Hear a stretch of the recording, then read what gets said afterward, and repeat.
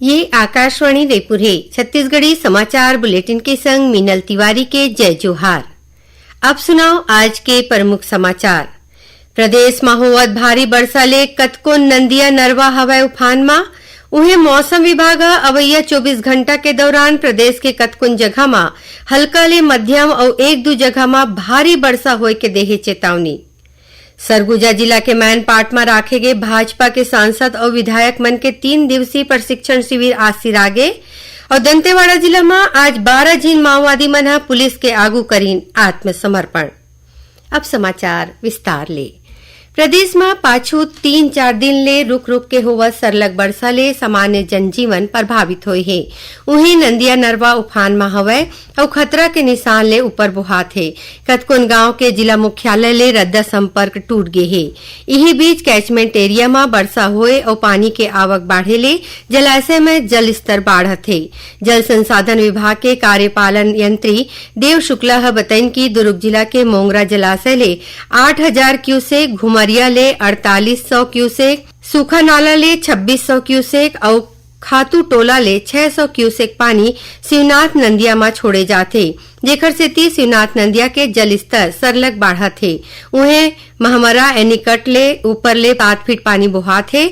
सुरक्षा ला देखा जिला प्रशासन नंदिया तीर बसे गांव के लोगन ला सतर्क रहे बर कहे है। बाढ़ के स्थिति ले निपटे खातिर एसडीआरएफ और डीडीआरएफ के टीम ला घलो चेताए गे है। दुर्ग के जिला सेनानी और एसडीआरएफ प्रभारी नागेंद्र कुमार सिंह बताइन की गांव थनौद और अंजोरा में भारतमाला प्रोजेक्ट में शिवनाथ नंदिया के बाढ़ में फंसे 32 झीन लोगन ला एसडीआरएफ के मदद ले सुरक्षित बाहर निकाल ले गए है। उन्हें शक्ति जिला के अंडा गांव के बगान नाला में बोहाए एक मनखे के सौला एसडीआरएफ के टीम 36 घंटा बाद बरामद करे है। यही बीच मौसम विभाग अवैया 24 घंटा के दौरान प्रदेश के कतकुन जगह में हल्का ले मध्यम और एक दो जगह में भारी वर्षा होए के संभावना जताए है। मौसम विज्ञानी एचपी चंद्रा आकाशवाणी समाचार ला बताइन कि पश्चिम बंगाल के ऊपर निम्न दाब के क्षेत्र बने हैं। उन्हें अरब सागर ले निम्न दाब के केंद्र तक मानसून द्रोणिका गुजरत है। एकर प्रभाव ले छत्तीसगढ़ में घलो वर्षा होवत है। सरगुजा जिला के मैनपाट में राखे गए भाजपा के सांसद और विधायक मन के 3 दिवसीय प्रशिक्षण शिविर आज सिरागे। शिविर के आखिरी दिन पार्टी के राष्ट्रीय संगठन महामंत्री बीएल संतोष सांसद और विधायक मन ला पार्टी के रीति नीति, अनुशासन, जनसेवा और नेतृत्व के जानकारी दीन। उन्हें प्रदेश अध्यक्ष किरण सिंह देव बताइन की प्रशिक्षण शिविर में 12 सत्र हुईस। ये दौरान सांसद और विधायक मन ला राष्ट्रीय नेता मन के मार्गदर्शन मिलिस और मन किहिन की ऐसन किस्म के प्रशिक्षण शिविर ले सांसद और विधायक मन के कार्य कुशलता बाढ़ी। शिविर सिराए के बाद पत्रकार मन ले गोट बात करत उप मुख्यमंत्री अरुण साव कहिन कि विकसित छत्तीसगढ़ बनाए के दिशा में ये प्रशिक्षण शिविर मील के पत्थर साबित होही। दंतेवाड़ा जिला में आज 12 झीन माओवादी मन पुलिस के आगू आत्मसमर्पण करीन है। एमले 9 झीन माओवादी ऊपर कुल 28 लाख रुपया के इनाम घोषित रहीस। एकर मन ऊपर एम्बुस लगा के फायरिंग करे, रद्दा खोदे, पेड़ काटे और बैनर पोस्टर लगाए समेत कतकुन आने घटना में शामिल रहे के आरोप हवय। आत्मसमर्पण करैया माओवादी मन ला राज्य सरकार के नवा पुनर्वास नीति में 50-50 हजार रुपया के प्रोत्साहन राशि समेत आने सुविधा दे जाही। केंद्रीय ग्रामीण विकास मंत्रालय के अतिरिक्त सचिव टीके अनिल कुमार काली राजनांदगांव जिला के गांव गंवई में चलाए जाती योजना और विकास गतिविधि के जांच करीन। ये दौरान उमन राष्ट्रीय ग्रामीण आजीविका मिशन, मिशन जल रक्षा, वन स्टॉप फैसिलिटी और चना प्रोसेसिंग यूनिट समेत कतकुन योजना के जानकारी लीन। श्री कुमार सबले पहली गांव अंजोरा के मल्टी यूटिलिटी सेंटर पहुंचिन, जिहां स्व सहायता समूह के मायलोगिन मन हर्बल गुलाल, चंदन, सिंदूर, रोरी, कुमकुम जैसन जिनिस ला बना के पैकेजिंग करत हैं।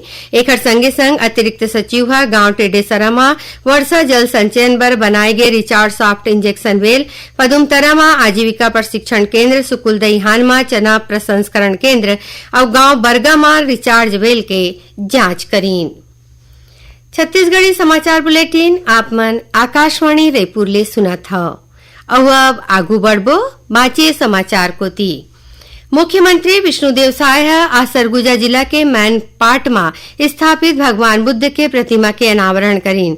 समारोह में बोलत मुख्यमंत्री हकीहिन की भगवान बुद्ध के प्रतिमा के स्थापना ले मैनपाट शांति और समावेशी संस्कृति के नवा चिन्हारी बनी।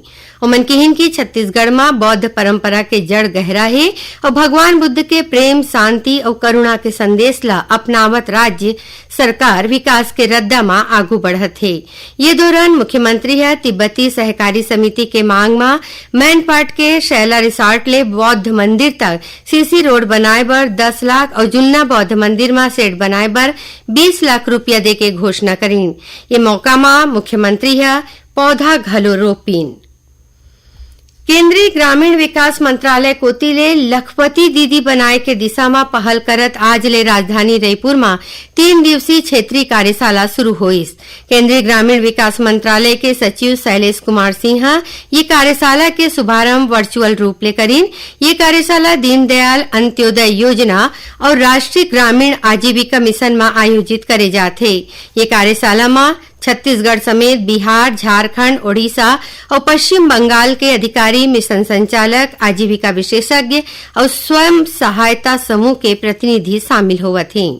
कार्यशाला में बोलत केंद्रीय सचिव बताई कि प्रधानमंत्री नरेंद्र मोदी 3 करोड़ लखपति दीदी बनाए के लक्ष्य राखे हैं।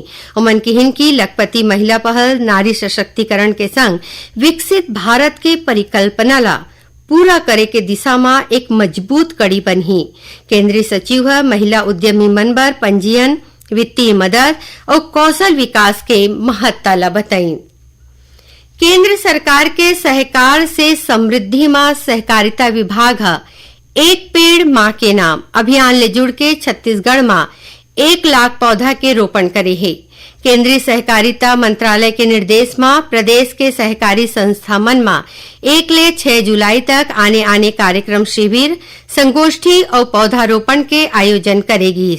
अभियान के दौरान लोगन मन पौधा के सुरक्षा करे के संकल्प घलो लीन। छत्तीसगढ़ जिला खनिज संस्थान न्यास डीएमएफ में बने काम करे खातिर राष्ट्रीय स्तर में सम्मानित करे गए है। आज नई दिल्ली में राखे गए नेशनल डीएमएफ वर्कशॉप के दौरान केंद्रीय कोयला और खान मंत्री जी किशन रेड्डी खनिज विभाग के सचिव पी दयानंद ला प्रमाण पत्र दे के सम्मानित करीन। कार्यशाला में छत्तीसगढ़ के प्रयास ला मॉडल राज्य के रूप में दिखाएगी और आने राज्य ला घलो डेटा अपलोडिंग साफगोई के संग अनुकरण करे के सलाह देगी। हज समिति हज 2026 पर अर्जी लेके काम शुरू कर दे है। हज यात्री आधिकारिक हज पोर्टल या हज सुविधा मोबाइल ऐप ले अपन अर्जी जमा कर सकत हैं। केंद्रीय अल्पसंख्यक मामला के मंत्रालय ये बयान में कहे है कि ऑनलाइन अर्जी विंडो 31 जुलाई तक खुला रही। और अब थोरकुन समाचार सार मा। प्रधानमंत्री ग्राम सड़क योजना के निर्माणाधीन काम के गुणवत्ता के जांच करे बर राष्ट्रीय गुणवत्ता समीक्षक 16 ले 21 जुलाई तक नारायणपुर और 22 ले 26 जुलाई तक कोंडागांव जिला के दौरा करही।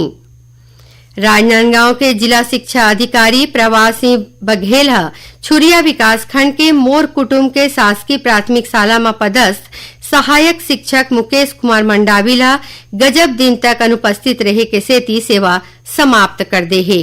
कबीरधाम जिला के गांव भल्लिम दादर में गाज गिरेले 2 झिनबैगा महिला के मौत हो गई और जांजगीर चांपा जिला के 12 गांव में नवा बनत मकान के छज्जा गिरेले 1 मनखे के मौत हो गए और 1 आने मनखे घायल हो गए है। आखिर में प्रमुख समाचार एक घाव फिर।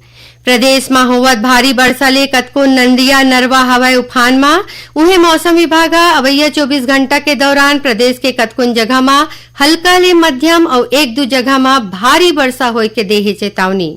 सरगुजा जिला के मैनपाट में राखे गए भाजपा के सांसद और विधायक मन के 3 दिवसीय प्रशिक्षण शिविर आज सिरागे।